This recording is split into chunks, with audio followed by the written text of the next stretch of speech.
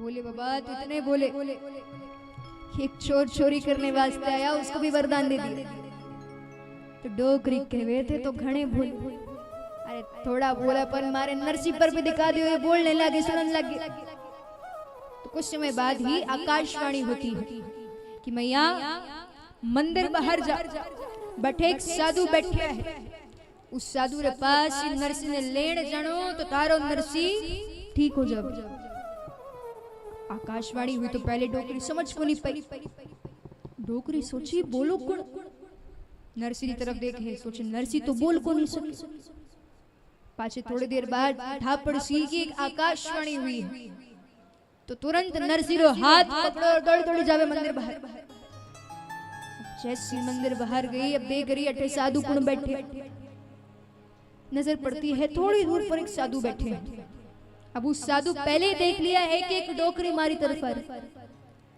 साधु कहवे गणो परेशान करे, तो सच्चा है मैं नेत्र बंद करके भगवान के नाम का स्मरण करूं। लेकिन अभी डोकरी ने भी देख लिया है कि साधु ने मने देखने के बाद नेत्र बंद किए। डोकरी कहवे अब मैं भी देखूं कैसे अपनी आंखें नहीं खोले। डोकरी नरसिंह जी रो हाथ पकड़ी और जावे साधु रे। अब जैसे ही पहुंची, हाथ जोड़ करके कहवे महाराज, ओ महाराज, अरे सुनो तो सरी। संत नेत्र बंद करके स्मरण कर रहे हैं भगवान के नाम का। डोकरी मनी मन सोचे सब जानू, ये नेत्र बंद ऐसे किए हैं, कोई भगवान की भक्ति नहीं हो रही इस समय। डोकरी पट छेक के महाराज, ओ महाराज, अरे महाराज, ओ महाराज, सुनो तो सरी। अभी भी नहीं सुना। डोकरी पट छेक के महाराज, ओ महाराज, महाराज, ओ महाराज, महाराज, ओ महाराज, सुनो तो सरी। अभी भी नहीं सुना। डोकरी कहवे अब देखो, इस बार में यदि आपने नेत्र नहीं खोली तो मैं भी डोकरी को नहीं। तो वो डोकरी एक सांस में जो बोलना चालू, महाराज, ओ महाराज, महाराज, ओ महाराज, महाराज, ओ महाराज, महाराज, ओ महाराज, सुनो तो सरी।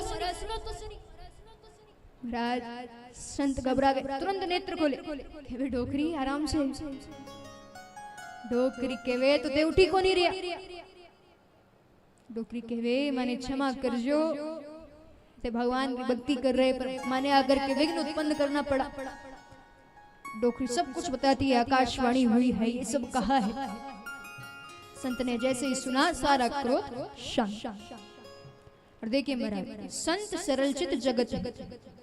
संत हमेशा निर्मल हृदय के होते हैं, वो हमेशा अपने लोगों के लिए हित के बारे में सोचते हैं। अब मन में बात आती है कि सच्चे संत कौन है। तो देखिए सच्चे संत वही हैं जो अपने मन में सोचे वही अपनी वाणी से बोले, जो अपनी वाणी से बोले वही अपने कर्म में करे, वो सच्चे संत हैं। जो आपके बिगड़े हुए काम बना दे वो सच्चे संत हैं। जो हमेशा लोग कल्याण के लिए सोचे वो सच्चे संत हैं, न कि लाल वस्त्र धारण करने वाले, पीले वस्त्र धारण करने वाले संत। सच्चे संत वही हैं जो हमेशा लोगों के हित के लिए सोचे। तो वैसे ही वो संत कहते हैं डोकरी ते चिंता को नहीं कर, अरे ये तारो नरसी सिर्फ बोलेगो को नहीं, ऐसो बोलेगो कि रे पदुरे दुनिया गावे। डोकरी मन में सोचे थे कुछ करो तब तो, बड़ी बड़ी बातें तो सब फेंके। तू संत कहवे नरसिंह जी ने इशारे में कि नरसी अठे। नरसिंह जी बैठे गए।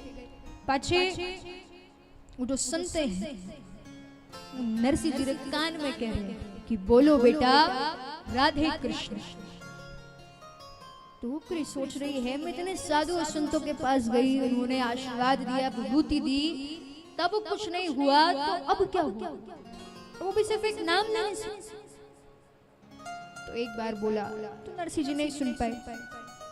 अब वो संत पाछे बार बार कहे कि बोलो बेटा राधे कृष्ण, बोलो बेटा राधे कृष्ण। तो कुछ समय बाद नरसिंह जी सच में बोलने लगे हैं राधे कृष्ण, राधे कृष्ण, राधे कृष्ण। मतलब नरसिंह जी बोलने लगे और सुनने लगे। जैसी डोकरी ने पहली बार आवाज सुनी, डोकरी आश्चर्यचकित कि पाछे बोलो। नरसिंह जी राधे कृष्ण कह रहे हैं। डोकरी री आंखों में आंसू आ गए। डोकरी घणी खुश पूरे नगर में कहती फिर रही है, मारो नरसिंह बोलन लग गयो, मारो नरसिंह सुनन लग गयो। आज इतनी खुशी डोकरी को इतनी किसी को नहीं। अब डोकरी घणी खुश है कि भाई चलो मारो जो नरसिंह है वो बोलन लग गयो, सुनन लग गयो। क्योंकि जो इनरी भौजाई दिन रे सगी रहतो तो भौजाई नरसिंह ने ढंग से रहने को नहीं दे। क्योंकि महाराज वो जो बंसीधर है उनरी जो लुगाई, अब डोकरी तो ई सोचकर विवाह करायो तो कि भाई घणो चौको विवाह हो जावे, नरसिंह रो भी ध्यान रख लेवे। लेकिन घरे ऐसी घणी चौकी भौजाई आई, ऐसी घणी चौकी भौजाई आई, किसी ने चैन से ही को नहीं रहने दे। इतनो कड़वो बोले, कदी मीठो भी बोल रही हो तो लागे कड़वो बोले। तो डोकरी सोचे कि ये तो अच्छा है कि मारो नरसिंह ने अब उन सागे रहने को नहीं पड़ी, अब बोलन लग गयो, सुनन लग गयो, अपनो काम स्वयं कर सके। तो नरसिंह जी डोकरी के ही सागे रहे और नरसिंह जी डोकरी री ही छत्र छाया में बड़े हुए। अब बड़े होने के बाद जो उनका पूर्व जन्म का स्वभाव है फिर से वैसा स्वभाव होने लगा है। 5-6 सदाव्रत भंडारा प्रारंभ कर दिया है। मन में जो काम क्रोध मद लोभ मोह है वो धीरे धीरे कम होते जा रहा है और पूर्व जन्म का स्वभाव जैसा था बिल्कुल वैसा फिर से होने लगा है।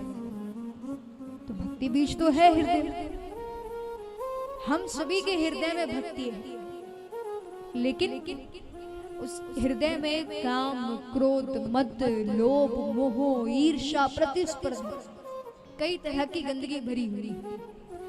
सबसे पहले जरूरी है आपके हृदय में जो गंदगियां हैं उनको हटाना पड़े। अब जब आप भगवान की भक्ति करो, भगवान आवे।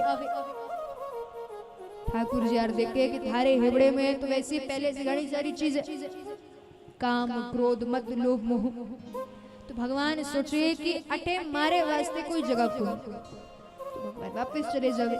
तो सबसे जरूरी है कि थारो जो हृदय है हिबड़ा है वो खाली होना जरूरी। तो ऐसे ही महाराज एक गांव में सिर्फ एक ही कुआं है, उसी कुएं का सगले गांव वाले जो है वो पानी पी। तो एक दिन उस कुएं में आर एक बिल्ली गिर करके मर गई। अब लोग सोचे कि कई बात है, दुर्गंध कैसे अभी देखा तो बैठे उस कुएं में एक बिल्ली गिरी हुई। सगला सोचिए कि भाई इस पूरे गांव में एक ही कुआं, अब सभी उसी रो पानी पीवे, दिक्कत हो गई। तो सोचे कि कई करा जिससे दुर्गंध आनो बंद हो जावे। तो साधु संतों के पास गए, पूरा घटनाक्रम सुनाया। तो साधु संत कहे कि भाई देखो एक काम करो, ठीक कथा करा लो, हो सके दुर्गंध चली जावे। कहे ठीक है। अब गांव वालों ने कथा करा ली, दुर्गंध तो अभी भी आवे पाछे जावे। कहे दुर्गंध आना तो बंदी को नहीं हुई। तू कहे काम करो यज्ञ करा लो। अब यज्ञ भी करा लिया पर दुर्गंध आना बंद नहीं। पाछे जावे कहे हमने यज्ञ भी करा लिया अभी भी कुछ नहीं हुआ। तू कहे काम करो अनुष्ठान करा लो। महाराज अनुष्ठान भी करा लिया लेकिन दुर्गंध आना अभी भी बंद नहीं हुई। अब गांव वाले तो बड़े परेशान, आपस में बातचीत करे कि भाई आपने सगला तो करवा लिया, जो कहा, कथा करा ली, यज्ञ करा लिया, अनुष्ठान करा लिया, लेकिन वो दुर्गंध आना अभी भी बंद नहीं हुई। तो सब सोचा कि एक ही कुआं है, बहुत दिक्कत होवे। तो सब आपस में बातचीत करके सोचे कि भाई आपा तो दूसरा कुआं खुदवा ले, उसी में भलाई।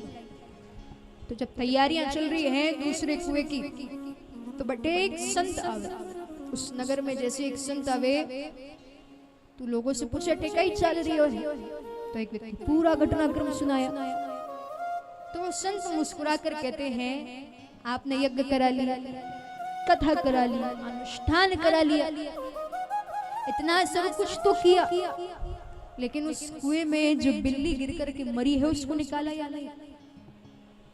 गांव वाले कहते वो तो हमने नहीं की। तो संत कहते हैं कि उस मरी हुई बिल्ली को निकाल दो, दुर्गंध अपने आप चली जाए। तो इसी तरह से हमारे हृदय में काम, क्रोध, मद, लोभ, मोह, ये सब है।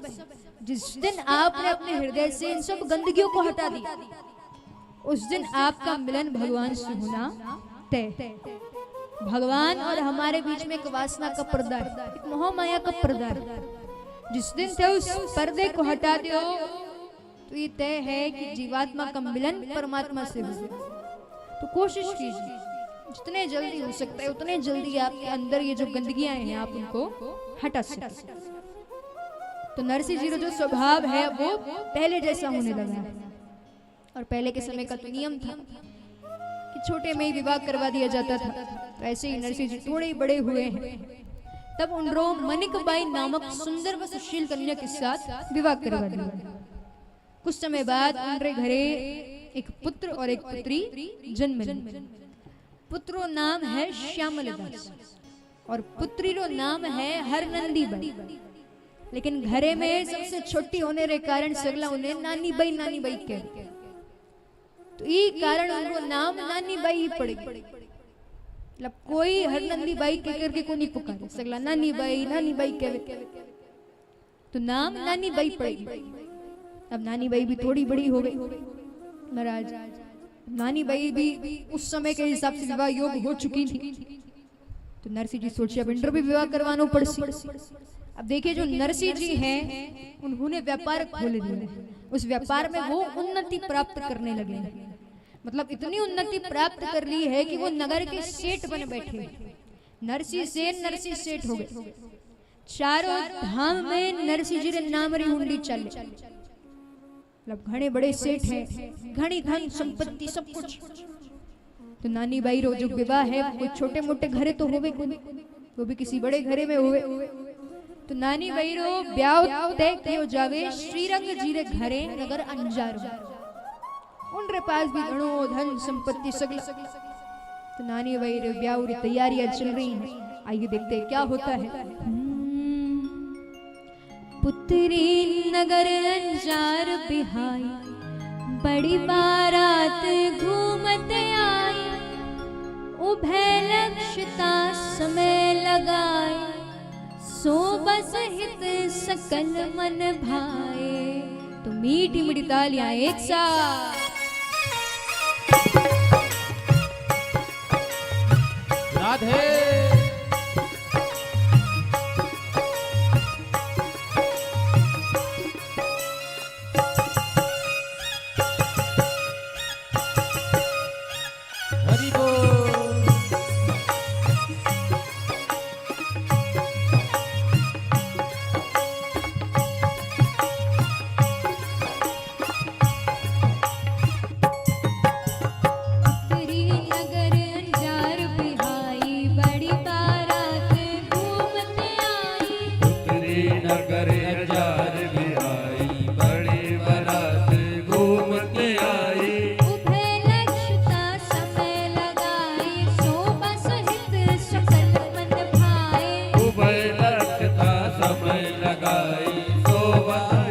सकल मन भाए। भगत बचन प्रभु सारे सब काज राम जी। भगत बचन प्रभु सारे सब काज। नानी बाई रे माय रानी ठाकुर जी ने लाज राम जी। नानी बाई रे माय रानी ठाकुर जी ने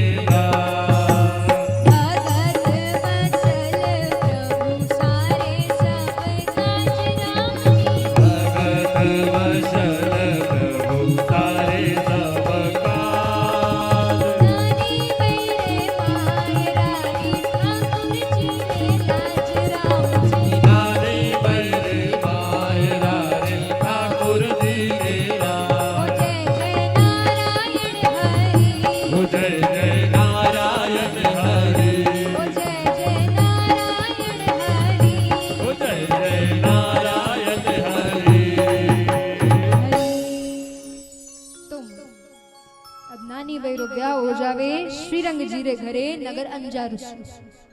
बड़े धूमधाम के साथ विवाह करवाया गया है। विवाह के बाद नरसिंह जी का व्यापार घणो चोखो चले। मतलब रोज की तरह जैसा दिन